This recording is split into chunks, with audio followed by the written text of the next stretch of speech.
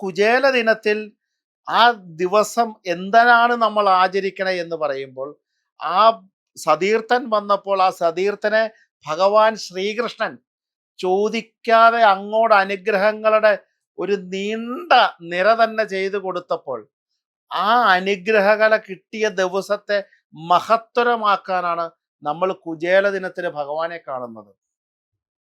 അതിഗംഭീരമായി നിൽക്കുന്ന, കേമമായി നിൽക്കുന്ന പട്ടുസാരിയൊക്കെ ഉടുത്ത് സർവാഭരണ വിഭൂഷിതയായി നിൽക്കുന്ന 20 തരം മാലകളും 20 തരം ആഭരണങ്ങളൊക്കെ ധരിച്ച് വളരെ വില കൂടിയ വേഷ്ടിയൊക്കെ കഴുത്തിലിട്ടുകൊണ്ട് ആ അടുത്ത് കണ്ട കടയിൽ നിന്ന് ഒരു 50 കിലോ അവിലും മേടിച്ച്, അല്ല 10 കിലോയുടെ അവിലും മേടിച്ച് 10 പ്ലാസ്റ്റിക് പാക്കറ്റിലാക്കി ആ ഭഗവാന്റെ മുമ്പിൽ കൊണ്ടുവച്ചിട്ട്, 10 കിലോ അവിലുണ്ട്, വലിയൊരു പൊതിയാണ് ഭഗവാനെ, ഇനി ഇഷ്ടം പോലെ സമ്പത്ത് ഇങ്ങ് തന്നോളൂ എന്ന് പറയുന്ന ഒരു പ്രാർത്ഥനയല്ല ഇവിടെ വേണ്ടത്.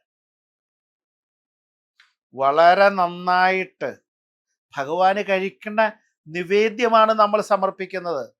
ദേവാദിദേവനായി നിൽക്കുന്ന, കരുണാമൂർത്തിയായി നിൽക്കുന്ന, സമ്പൽ സമൃദ്ധിയായി നിൽക്കുന്ന, സമ്പത്തിനെ നൽകുന്ന, ഐശ്വര്യത്തെ നൽകുന്ന, നമ്മുടെ കണ്ണീരൊപ്പാൻ കാത്തിരിക്കുന്ന ഭഗവാൻ കൃഷ്ണനെ കാണാനാണ് നമ്മൾ പോകുന്നത്. ആ കൃഷ്ണനെ കാണുമ്പോൾ വളരെ വൃത്തിയായി നിൽക്കുന്ന ഒരു പാത്രത്തിൽ, പ്ലാസ്റ്റിക് ഡബ്ബകളിലോ പ്ലാസ്റ്റിക് കവറുകളിലോ അല്ല, ഒരു സാധാരണ നല്ല പാത്രത്തിൽ വളരെ നന്നായിട്ട്, ഈ കടയിൽ നിന്ന് മേടിക്കുന്ന അവിലൊക്കെ എന്ന് പറഞ്ഞാൽ പുഴുവരിച്ചതുണ്ടാവാം, 1/2 കിലോ അവില് മേടിച്ച 1/4 കിലോ പൊടി കാണാം. ഇതെല്ലാം മാറ്റി വൃത്തിയായിട്ട് എൻ്റെ ഭഗവാൻ, എൻ്റെ ഉണ്ണിക്കണ്ണൻ കഴിക്കാനുള്ള അവിലാണ്, എൻ്റെ കൃഷ്ണന് കൊടുക്കാനുള്ള അവിലാണ്.